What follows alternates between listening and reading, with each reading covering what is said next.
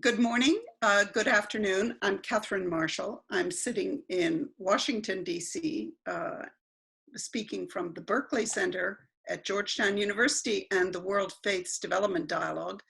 And this webinar is the fourth in a series that we hope will continue, bringing above all information and voices from different parts of the world. This is a partnership, so let me introduce. I see we have Dave Robinson somewhere in the picture there, and Olivia Wilkinson has joined us. So what we're going to focus on today is what is happening in the world's Islamic Muslim communities, which by various estimates are 1.8 to even up to 2 billion people in the world, and very, very different situations. And the COVID crisis has affected the different organizations in very different ways. So we have some colleagues from different parts of the world. Saliou Mbacke, Sheikh Saliou Mbacke from Senegal, he's speaking from Dakar. Samia Hook with Professor BRAC University in Dhaka, Bangladesh. She'll be speaking to us from there. Dr. Maher, who heads the Islamic Association of the United States and will tell us more about his role, is speaking from upstate New York. And Atala Fitzgibbon, who is with Islamic Relief Worldwide. And I'm not even sure where Atala is sitting. Birmingham, perhaps? Yes, yes. Somewhere in the UK, I think, yeah. But with a global reach. And Olivia Wilkinson, you're still in Washington, right? And Dave Robinson, we're all three in the Washington area. So with that, let me turn it over right away to Saliou Mbacke. Thank you very much, Katherine and the team for inviting me to this important exchange on the adaptation and tensions around Ramadan. I will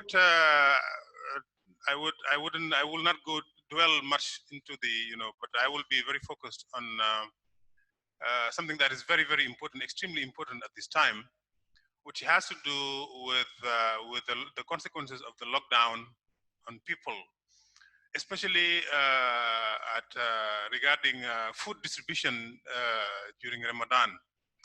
As you know, Ramadan is a strong period of solidarity and sharing within the Muslim communities. So if I tell you that in Tuba, my own community where I come from, Tuba has 1.5 million inhabitants. That is the second largest city in Senegal after Dakar. Obviously, you've heard that there, it has its share in the number of infections of COVID. That's just because of the size of the population, and also because it is a hub. Actually, it is a commercial hub. Many people come from different parts of Senegal to Tuba to buy goods and go and sell them back to where they live. So that makes it a very sensitive place, which can contribute actually to the increase of the infection rates because of the movements, because it is a commercial hub. Again, markets are very important places in the Muslim community. Markets are a source of commercial and trade life, and it's very important for people to go to markets in our Muslim communities, whether in Senegal, Nigeria, I don't know about Bangladesh, but many, and markets are very important in the history and in the setup of Muslim communities. So Tuba is also a market, a very big market in the country, right? So people flock there to buy goods and go and sell them back elsewhere. So this is one of the problems that the country is facing, while reporting that some of the cases are actually coming from Tuba for being a market hub. But the other one I want to focus on is the food distribution. Like I said, Ramadan is a time of solidarity and sharing. In the community, we prepare close to 1,000 meals every day. That is distributed among the people, among the poorest. They come from all the neighborhoods into the house, the homes of the religious leaders, because the food is prepared by these bifals. I don't know if you probably heard about them, Katherine. Those bifals are in charge of preparing close to 1,000 meals every day. And those meals are normally taken to the homes of the religious leaders. And then people from neighborhoods, in various neighborhoods in Tuba, come and take the food, if their iftars from there. Now, with the lockdown, obviously it makes it impossible for the people to come and take the food. Even those who prepare it, because they are experiencing a shortage of personnel to actually carry the food there to the places of distribution, because it's prohibited. The gatherings are prohibited. So the lockdown is heavily impacting on the distribution of the food. The food is there, you know, but it cannot be distributed, and it cannot be taken to the needy, to those who need it more, because of the restrictions. That's one of the main problems we are facing.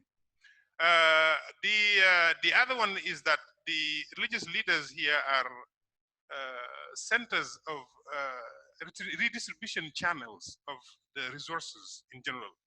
You know, they get contributions. Followers bring contributions to the religious leader, and the religious leader distributes it to the needy. But since the needy cannot, I mean, the followers cannot bring their contributions, and the needy cannot go and take them.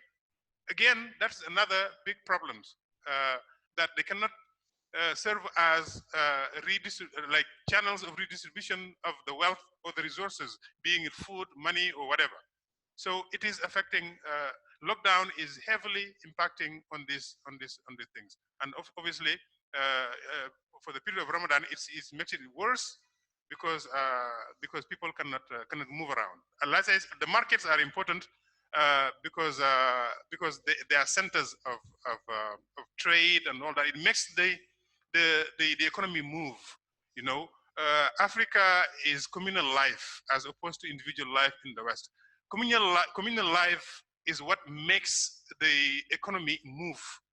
Without people moving, the economy cannot move in Africa, because it's 90% informal, and people need to move for the economy to move.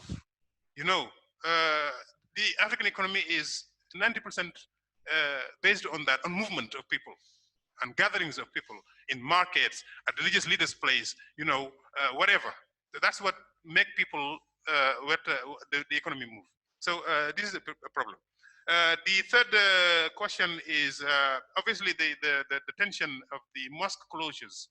Obviously tensions are rising because some groups are saying that, are claiming that, yes, the mosques can be open if we reduce the numbers of those attending, you know, and if we observe the mitigation measures, like you know, distancing at least 2 meters, 1.5 at least, you know, hand washing, and you know, even mask wearing. You know, they say that it is not incompatible. It is compatible to open the mosques and pray, reduce the numbers, follow the mitigation measures, but open the mosques, because that's where people can go and pray, you know, for the COVID, for God to, because it's still the belief that it is a punishment, so it is only through prayers that the problem can be solved.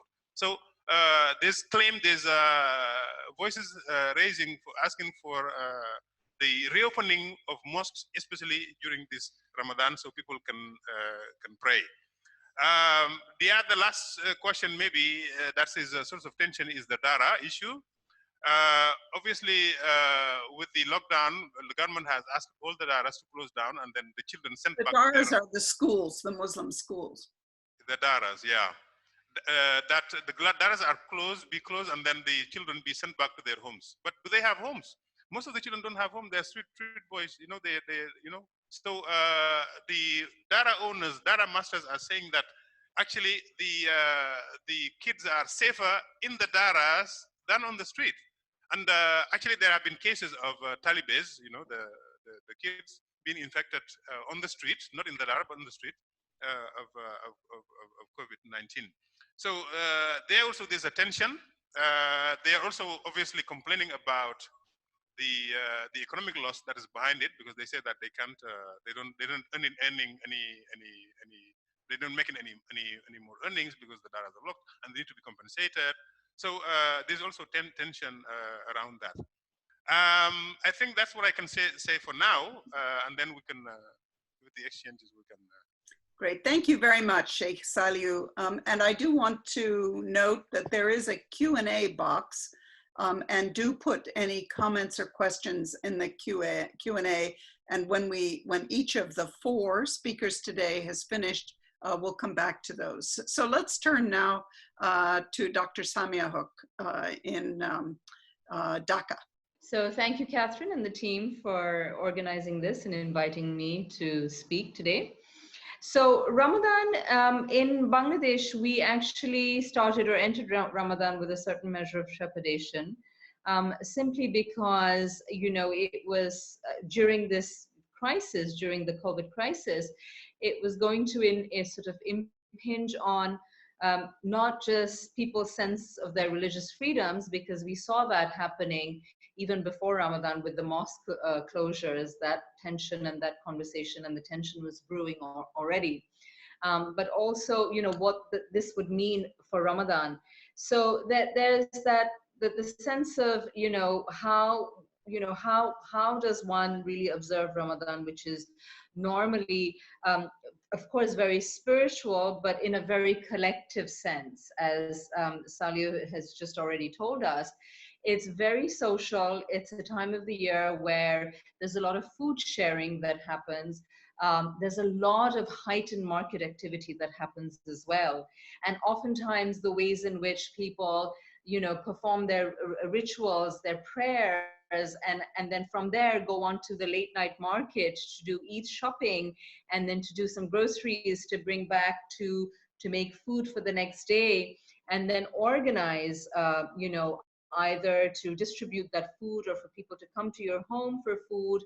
And of course, the mosques being open is, you know, when people come for the iftar and the Maghrib prayer, there's also a communal iftar that happens that mosques often organize, and the imams organize. And a lot of people will go to that, go to the mosques to pray and of course partake in this communal iftar, one out of, you know, just gaiety, but also out of the fact that that's probably the only place that they can actually have a decent meal or a decent place to break their fast.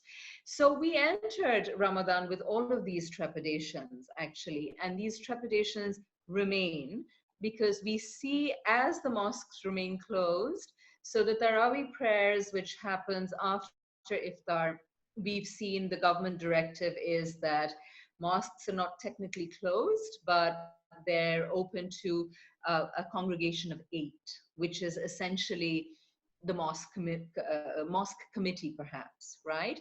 And of course, you know, that that breaks all of the earlier practices, all the practices that we sort of find very familiar and comforting with Ramadan.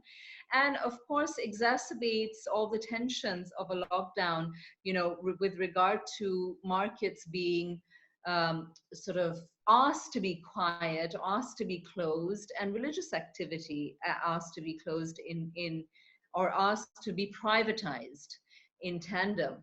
So that's not really something that we're used to, especially in the month of Ramadan. However, what we've seen, and this is peculiar, and perhaps many argue that this is the developing world responding to the lockdown. I mean, there's a lot of writing that we're seeing all over now that, you know, the lockdown, or, you know, entering the lockdown or coming out of lockdown should not be uniform for all parts of the world, right? So we've seen, some of you may be familiar with the fact that the ready-made garment industry is one that's very big in Bangladesh. And the garment shutdowns were really, you know, the economy was taking a huge hit as a result of that. And we've seen this month some of the garment factories actually opening. We saw from day before yesterday some of the traditional iftar markets, some of the traditional iftar bazaars have been allowed to open, with, of course, the formal diktat is that you must follow certain procedures or rules of social distancing. journalistic reports don't reassure us that that is indeed what's happening. And of course, then the religious communities feel quite aggrieved that if indeed garment factories can open, and indeed, if the iftar markets can open, why can't the mosques open? And that's a conversation that I think we're sort of in the throes of that debate. And I think in that, one of the tricky things is really, how do we think about the question of religious freedom and public health messaging or public health requirements, right? And that's a conversation that is happening at different kinds of levels, we see. And we see groups that are okay with it to go with public health requirements. And there are groups that are saying that, well, if the lockdown doesn't apply so our economic considerations the only considerations, right? We've also seen during this time, of course, and that's quite encouraging, some religious communities and leaders coming forward to be very, very proactive in the relief distribution channels that is happening. So to really reach out to their communities to see who's going hungry, how they're going hungry, and to be very proactive in that. There's also a conversation about, because during the month of Ramadan is when the zakat mobilization happens. So there is also a conversation happening about how we could probably reimagine and redo zakat this year, right? In a way that religious communities can be at the forefront of this crisis and trying to do something very proactively to help this crisis, and maybe even mitigate some of the tensions that are arising out of the lockdown. So, so that's encouraging to think about zakat. And of course, there are debates about whether we even do it right. There are debates about the extent to which the religious community, the imams themselves, are aware of the etiquette and the protocol of zakat. And should there be a unified call from the religious communities to do that this month, because this is really the month where it gets mobilized the most. So, so we see that. I mean, there is that tension of course, the question of religious freedom and ritual and prayer. There are some examples of people connecting, trying to stay spiritually connected through online platforms that, so some people are saying it doesn't matter if the mosques are closed. You can have some kind of an online platform through which you reach out and you have, more positive spiritual messaging that happens. But of course, in a country like Bangladesh, you have to understand there isn't that kind of tech savviness necessarily amongst the religious community.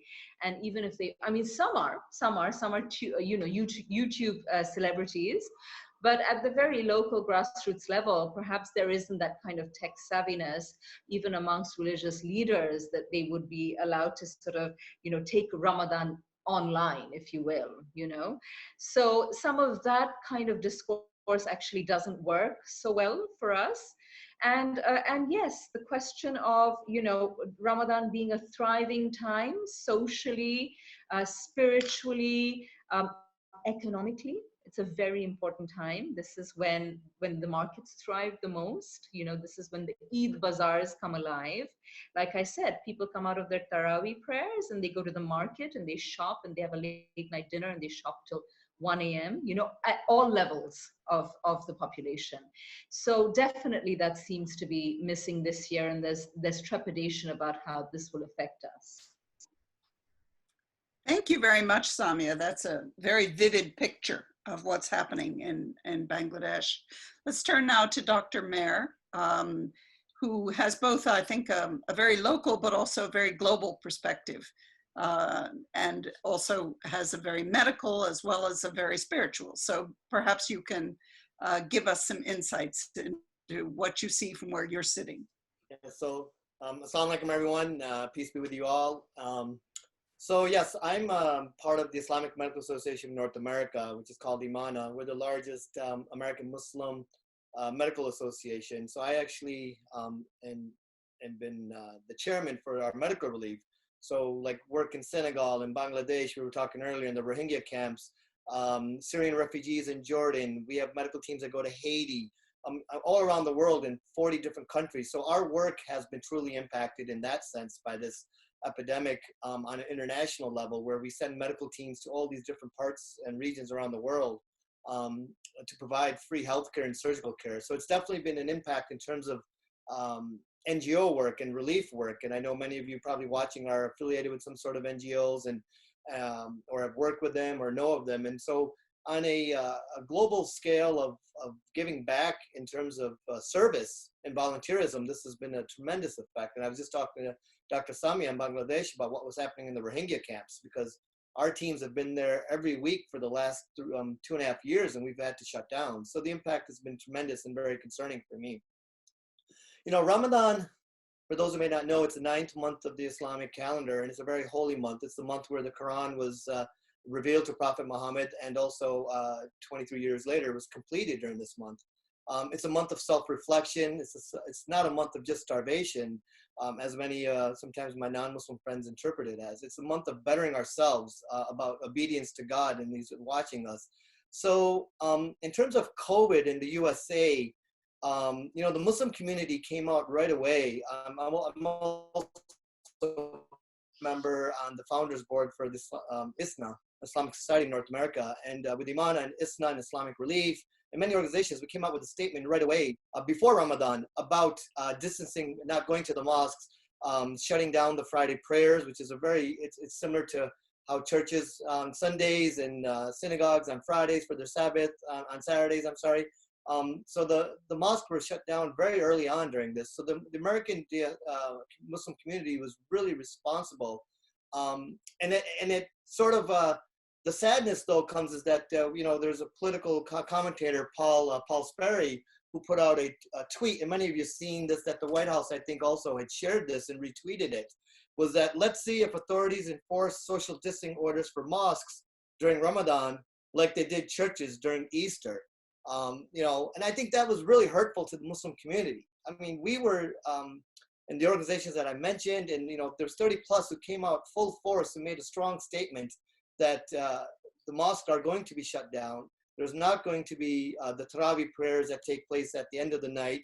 There's not going to be the iftars and whatnot. So for me, I think it was really concerning to see political commentators turn this out to be something that it wasn't. When we were the leaders of all faiths, I would have to say, coming out right away and making that statement. So, you know, that was something I think definitely that the American Muslim community took hard in terms of not appreciating that.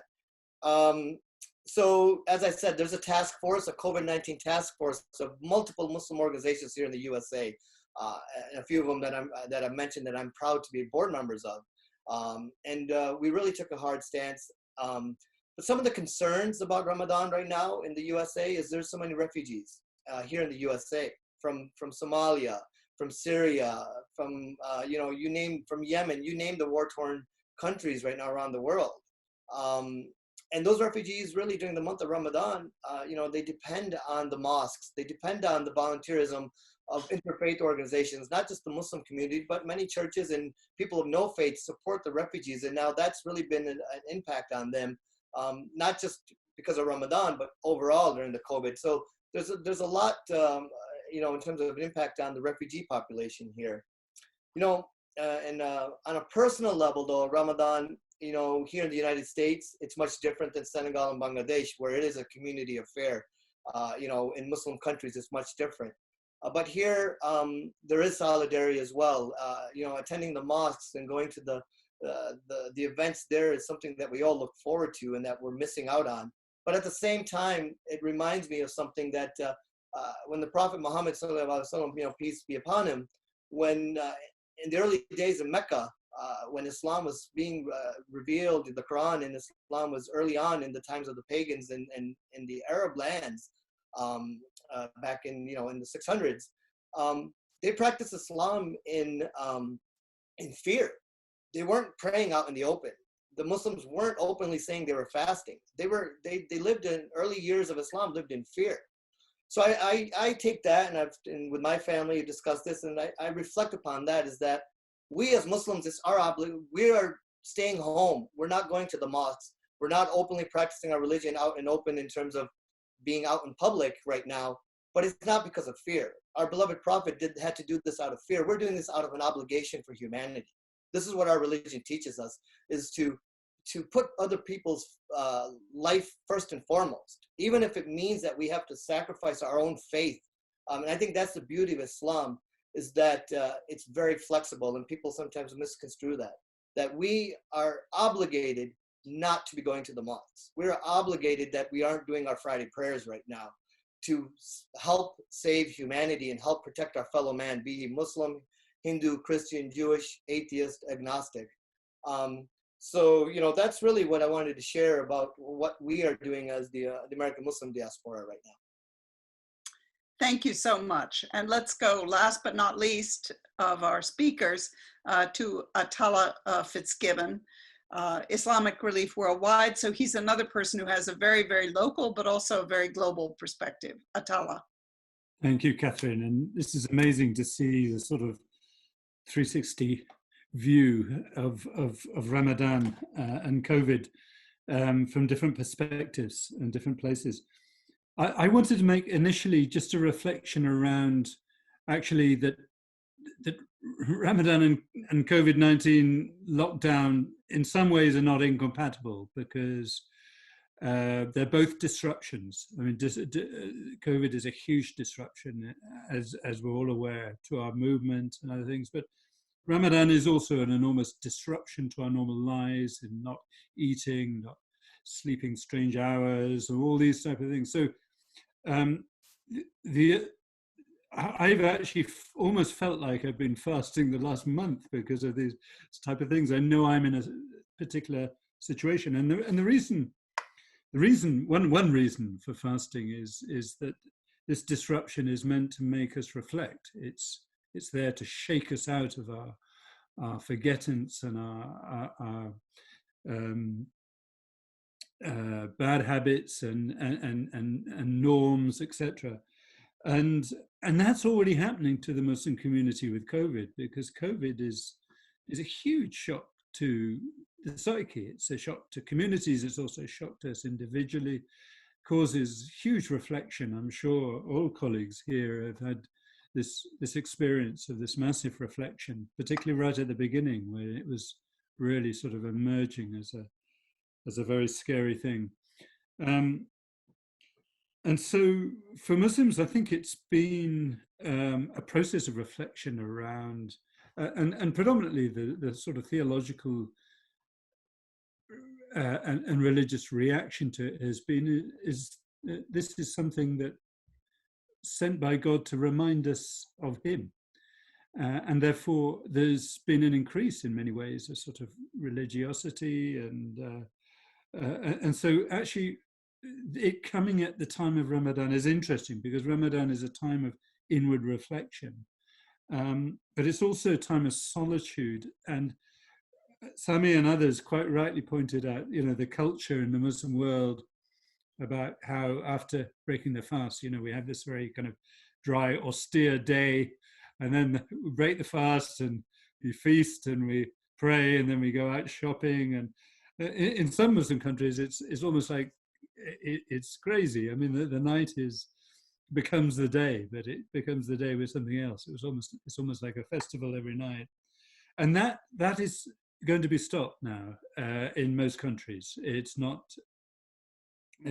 happening, and that will have an impact on people's experience of Ramadan. But I would kind of hope that you know, most Muslims would take it positively, because for most Muslims, at least practicing Muslims, Ramadan is a time when it's kind of an excuse to reflect and cut yourself off a bit and spend more time in reflection. And this is the tradition. As Dr. Maher said, the Quran was revealed to the Prophet Muhammad first when he used to go in Ramadan to a cave up above Mecca and cut himself off. And so Ramadan has always had this tradition about cutting oneself off, and isolation and spirituality and transcendence. And indeed, the last 10 days, Muslims do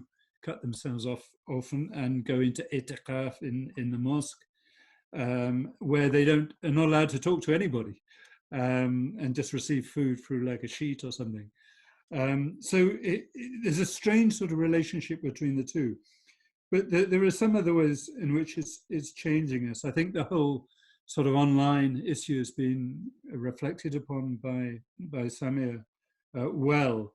But I think, you know, there's very good things about that. It's opening up opportunities. It's getting people to experience what's available online. And I heard this week that 14,000 people from around the world are tuning into the Quran recitation in the new mosque in Cambridge and things like this. So it's, in some way, it's kind of uniting us all. But we're missing that sort of what we won't get through the online is that sort of healing of company, the sense of communalism, which is so important in our religion and many religions.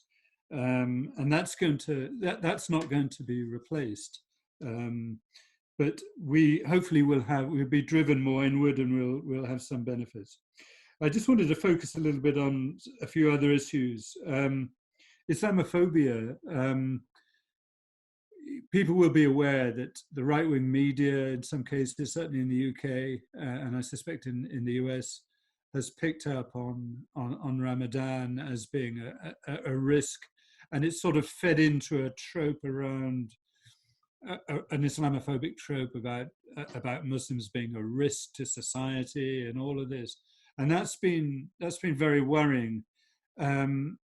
But in some ways, it's been countered by the fact that in the UK, at least, the first people to die from COVID-19 were Muslim doctors, actually, and nurses.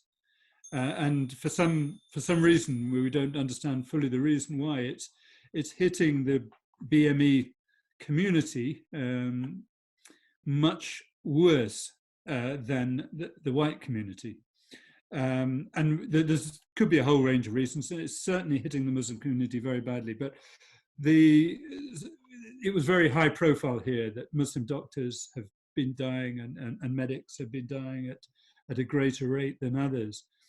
But that also has highlighted the huge contribution of the Muslim community to wider society. So it's had this sort of alternative effect in terms of Islamophobia, but also Muslims around the world have responded to COVID-19 and lockdown by sort of really, as somebody mentioned, enlivening our tradition of zakah and sharing. And that, in the UK at least, hasn't been confined to Muslims. Like the very well-known Muslim food banks, for instance, in the West Midlands here, and the one that I often give to it helps the homeless. It provides a food service outside of Ramadan, but during Ramadan, it's adapted to doing door-to-door deliveries, and all of that actually helps bring the community together as well. And people can phone up, and non-Muslims are phoning on the hotline and ordering food and stuff. So that's another positive element. I think also the element around the virus spreading as a result of fasting is a misnomer. And obviously in some countries, mosques are being allowed to practice, but within safe distancing. But however, I mean, I'm in regular touch with our field teams around the world, and on the whole, mosques don't have any choice but to close down by government, and if they're not, they'll be in trouble. But that has presented all sorts of challenges as well to food feeding, and an obvious impact is upon poverty. Anybody who's been to the Muslim world will realize that nobody will go hungry in Ramadan. You know, you will go to the mosque and you'll be feasted after iftar and possibly before the start of the fast. So there was this sense of sharing during Ramadan, and that obviously is being affected, but it's been ameliorated. What I'm being told is that actually people are, in a sense, it's ramping up. There's a different form of that happening. And so we're not so worried about that. There's obviously a massive concern about the impact of poverty more broadly, which Sheikh Saliou referred to. The last point I'll make is just about charitable giving, because many of you will be aware that most Muslims give their charity and their zakat in Ramadan, because they use it as a sort of annual marker to say, you know, okay, it's time to give my zakat. It's Ramadan. Although you don't, you know, you have to give it every 12 months, but most Muslims will give it in Ramadan, including all the sort of big donors in the Gulf and Saudi Arabia, and literally billions are given out in Ramadan. I say, you know, probably hundreds of billions of dollars are given out around the world in Ramadan. Suddenly that is going to change. All the people who used to go to the Gulf and implore the sheikhs to give them money won't be able to. The sheikhs themselves in the Gulf will be wondering whether they'll still have that money at all because of the impact on the price of oil, and zakat is calculated on the value of oil. Zakat on oil will be calculated obviously on the value of it. So if that's plummeted, but more worrying, I mean, charities like Islamic Relief and others, we get sort of 70% of our income in Ramadan, mainly from, you know, people just giving in mosques. So, you know, what everybody's expecting a big hit, which could make the wider economic impact so much worse. So, yeah, I'll leave you with that last reflection.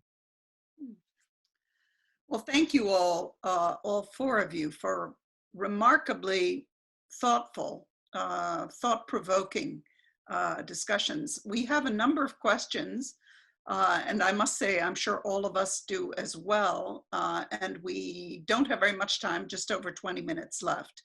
So let me take the first one, and then I'll ask Olivia Wilkinson to take a couple more, and maybe I'll finish. I want to focus a little bit more, maybe later, on the question of refugees to Dr. Mayer, because that is such a critical issue. Well over half the world's refugees, I think, the displaced people are Muslim, so they are facing particular problems. But the first question comes from our colleague Mohammed Al-Sanusi to Saliou, but I am not sure that I think he misunderstood what Saliou said.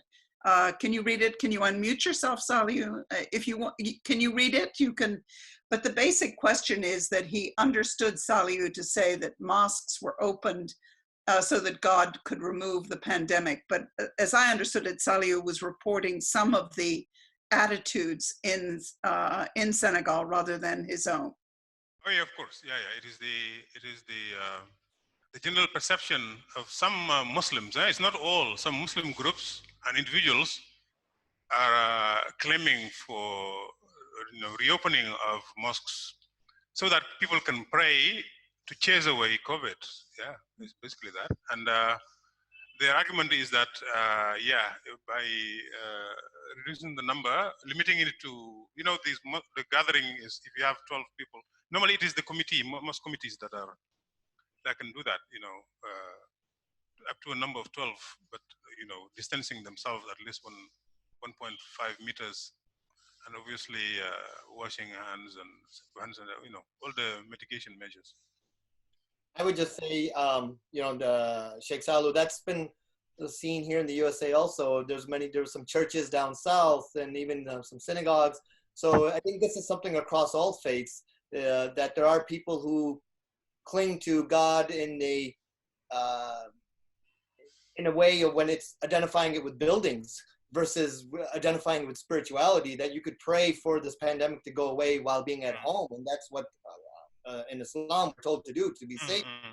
So yeah, this was very common. This was there was churches and pastors down south here in the United States holding large congregations for the same reasons, that we need to pray to God. So I think it's important to note it's unfortunate that some people identify with a building and a structure versus the faith and spirituality in their heart. Yeah. Olivia, perhaps you could frame some other questions focus a lot on this charitable giving, which all of you have emphasized, but particularly Atala. Yes, absolutely. So the next two questions do specifically focus on charitable giving, zakat. So we've got one question that is an idea from a practice that was done during the life of the Prophet Muhammad. How can more wealthy Muslims be convinced by Islamic scholars and jurists to contribute double or triple or more the annual zakat many Muslims give during Ramadan? So we're taking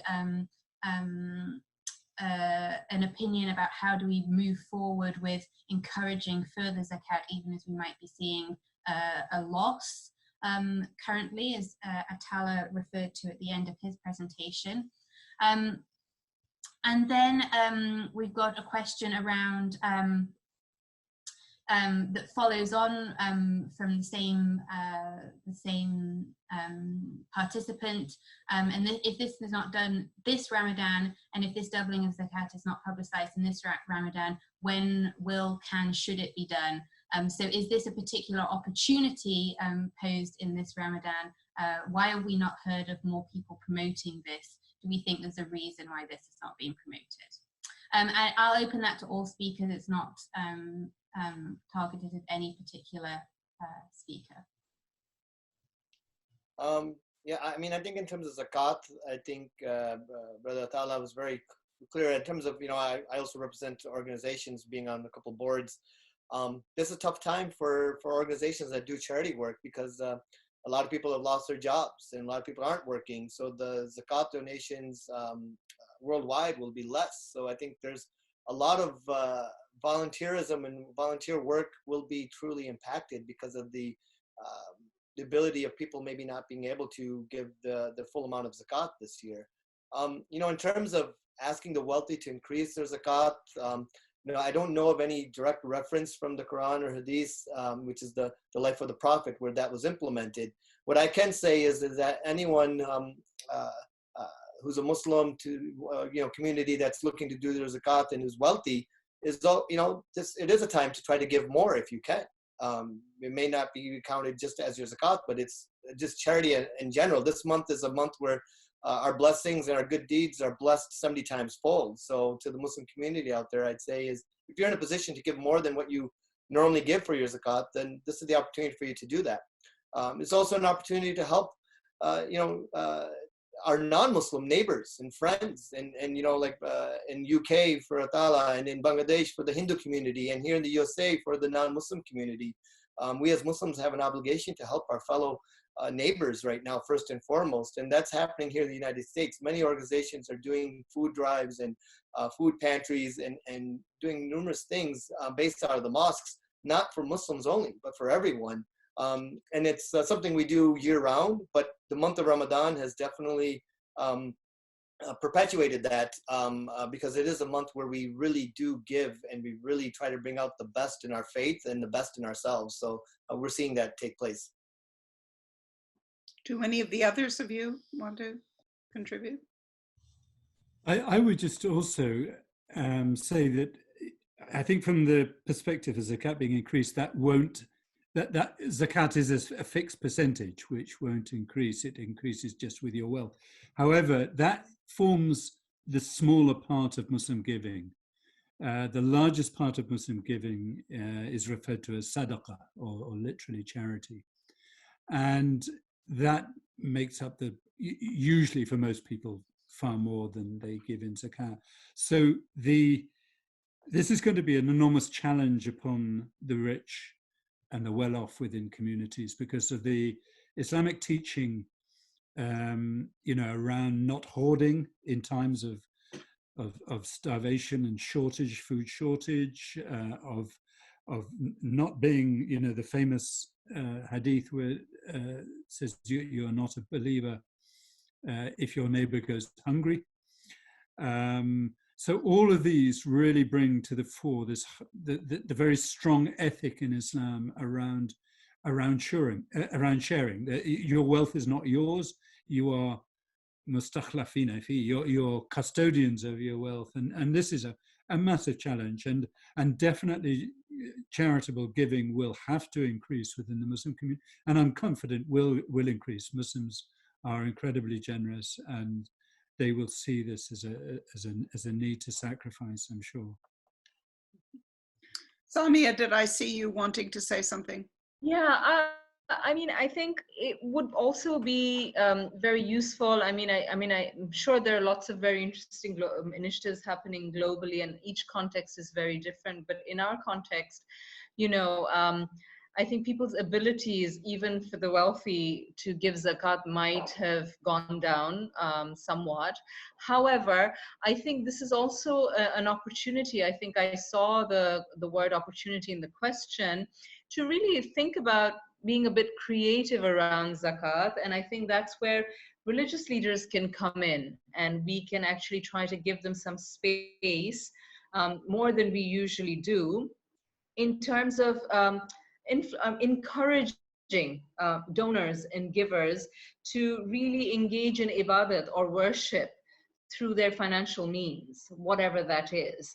And I think, I mean, I've been in conversation with some religious leaders, and they do call upon followers to do that, and the wealthy to do that as well. But I think in my context, one of the things that I'm finding is that around this COVID crisis, there isn't sort of a concerted effort to bring voices together on a platform where they may respond. So what are some of the creative ways, right? And a bit of network building. I think people are sort of, it's a moment of paralysis also, because people are disconnected, people are not going to their usual place of work. And of course, in a place like Bangladesh, there are techie problems around online communication. So I think if some of these platforms and groups can be facilitated and engaged in a conversation, then I think the gap between the beneficiaries and the donors can be sort of bridged in more creative ways, even if, you know, people's ability to give zakat has dwindled. Because even if that has happened, I'm assuming this is the month that people will still be sort of more prone and more open to giving. Olivia, do you want to pick up the next questions?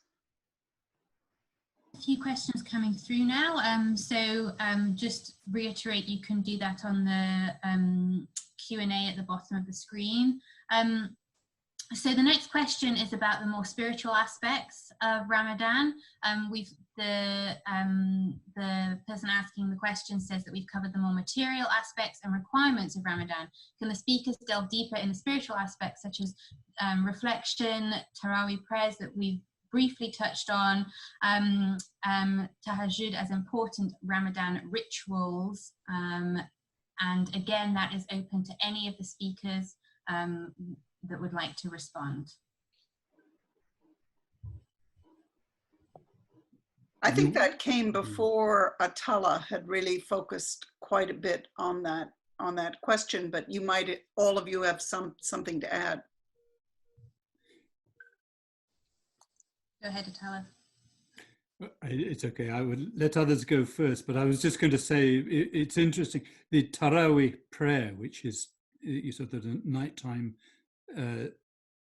extra prayers that are done in Ramadan, which can take, sometimes up to hours people spend in that, was traditionally done by the Prophet Muhammad, peace be upon him, at home. He did it.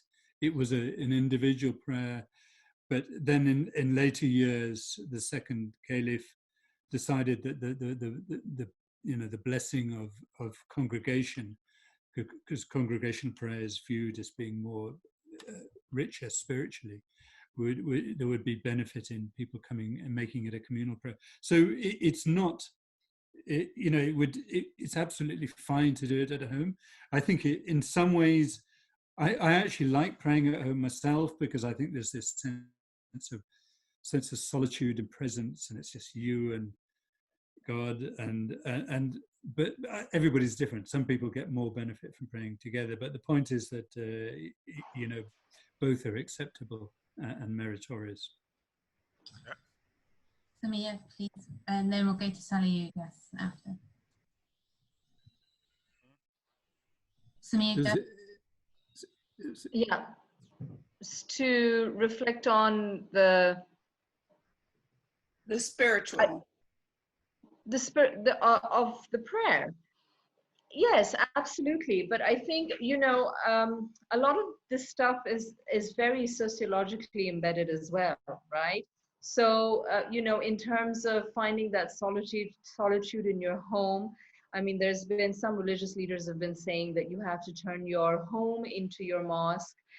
It depends also on what your home is like and what your home looks like, right? So, I mean, that's a real question. It's a real concern. So when we say that Ramadan is a time for reflection and spiritual reflection, and of course it is, and I think when we say that the other side of that is it becomes this very celebratory thing or this very social thing. I mean, I think in that how we conceptualize the home and how the home kind of is positioned for us is also a very important question. I mean, one of the things that we've been noticing in this COVID period in Bangladesh is there's a 56% rise in domestic violence, right? And that is also happening within homes. And that's also the reality of not just Muslim countries, but many countries and many sort of, you know, populations around the world. So it's almost, it's lovely, it's wonderful to say that we must turn our homes into our mosques and we must retreat into ourselves. But oftentimes having that outlet to go inside is what gives you a safety net, is what keeps you going. Right? So, I mean, I think these are sort of important sociological questions that we must ask ourselves when, and real issues that we must take into consideration when we think of this very holy time of the year, which is not detached, which remains embedded in the sociology of how we live. So. Thank you, yeah, absolutely. And Saliou, I saw you were unmuted as well, please unmute and go ahead now.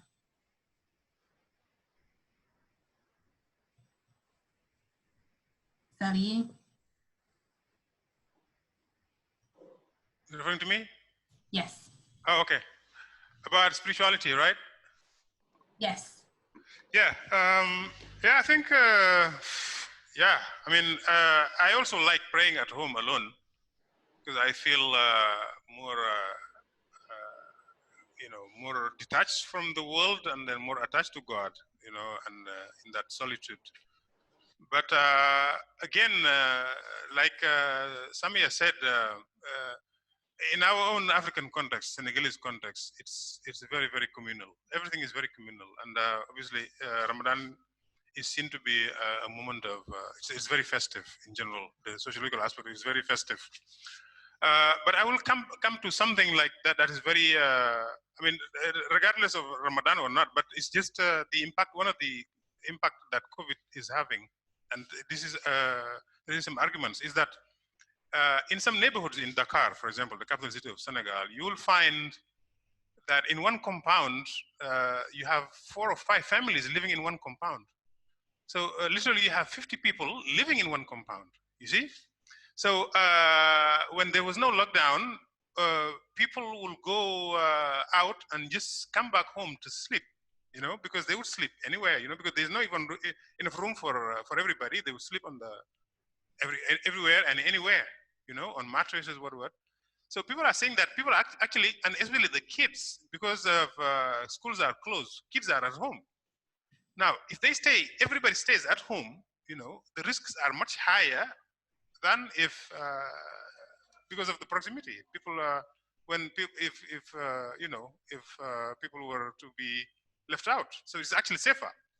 So again, it adds to the problem. You know, obviously the underlying factor here is poverty. People live in crowded areas because they are poor. You know, when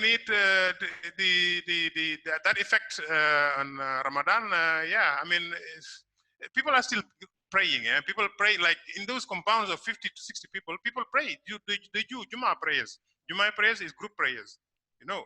So there's no distancing, there's nothing. So it's as if they were, I mean, it would be maybe better even to be allowed to go to the mosque rather than in the compound, because they cannot guarantee the safety measures, the mitigation measures, because of the number of people that are living together in one compound.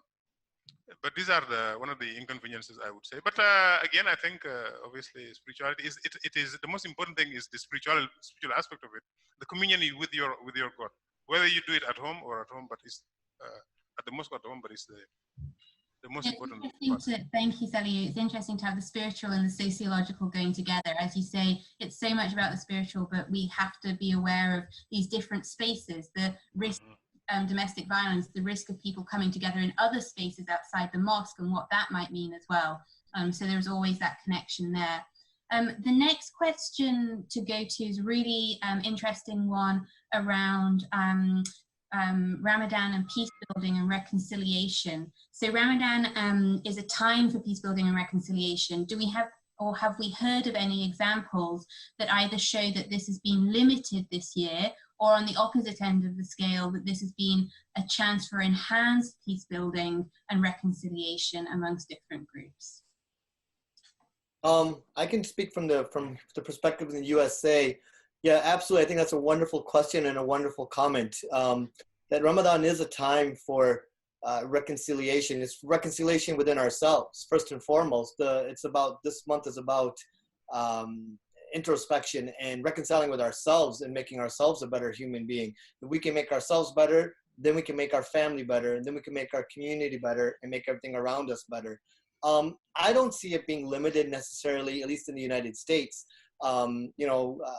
Muslim organizations and Muslim communities and mosques, they're still out there doing whatever we can to help our fellow man during this month. Like I said, there's food pantries and food deliveries and soup kitchens and whatnot's taking place. And there's communities trying to look out for the refugees. There's definitely challenges being faced. It's not as easy to do, but this month itself is not an easy month. And I think the way we look at it is that it's just more rewarding for us to be able to strive to go through this. And I think the Muslim community in the United States, like I mentioned earlier, was at the lead of all faiths in terms of setting the standard of shutting down mosques and social distancing and whatnot. And I think that was peace building as well, in terms of showing that, in this day and age of a lot of Islamophobia in this country, that we were the leaders as a faith community to look out for the well-being of ourselves, of our fellow man. Unfortunately, we've come very close to the end of this. So I do want to highlight a comment that we got, both the appreciation for all of your presentations coming from different perspectives and very thoughtful. There's one specifically addressed to you, Dr. Mayer, if you could comment a little bit more on the work of your organization and the colleagues who are serving on the front lines, and maybe end just in a minute or two with some of the concerns about the refugees that you started with. And then I think we have to close and look to continuing this series. Yeah, so I think that's a great question. I don't think people realize that 1 in 4 physicians and healthcare providers in the United States are immigrants. They may not necessarily be Muslims. A good majority of them are Muslims. So first and foremost, in this country where there's been a lot of division, unfortunately, in the last few years, right now on the front lines, many of the nurses, the doctors for sure, and technicians and pharmacists fighting this fight in the United States are Muslims and around the world. And it's not an easy battle. This disease is like no other. It transmits and moves along so fast and is so aggressive in those that are going to not do well with it. So yeah, Muslims are on the front lines right now here in the United States, and we're doing this out of our obligation as our faith holds us to serve mankind. In terms of the relief work about Imana, yeah, I mean, we're in many countries around the world, over 36 countries. Our work is challenged right now because we cannot send medical teams over. We focused on domestic response right now. We just literally today, before I walked in here, got the message. We ordered 50,000 KN95 masks. These are those important masks And we as a Muslim organization and leaders in healthcare, we're donating these to hospitals in New York City, Detroit, New Orleans, Chicago, and New Orleans, 2,000 to 3,000 masks per hospital, as our commitment to standing with our brothers and sisters, be they Muslim or non-Muslim, on the front line. So this is something we're doing here at Imana. And we're also right now preparing teams for the U.S. Virgin Islands in conjunction with Islamic Relief. So we're very much involved on the front lines, behind the scenes and in front of the scenes. I think many times we don't share what we do, but the American Muslim diaspora does a lot behind the scenes, not just Imana, but so many of the organizations. Well, that's a wonderful note to end on. I had wanted to push Samia a little more on the role of women in Islamic communities, but we'll have to take that to another session. We do welcome your ideas, questions, suggestions of people that we might engage in this sort of one of the few silver linings, I think, of the COVID crisis is this ability to bring people together without having to fly on airplanes. And the topics of peace building and the concern about the most vulnerable, whether they're people in refugee camps, prisons, nursing homes are emerging as a subject of a place of enormous suffering, but also some of the charitable giving issues that have been raised here all strike me as ones that we would like to pursue and continue in the future. So with warm thanks to all of you and to be continued. Thank you.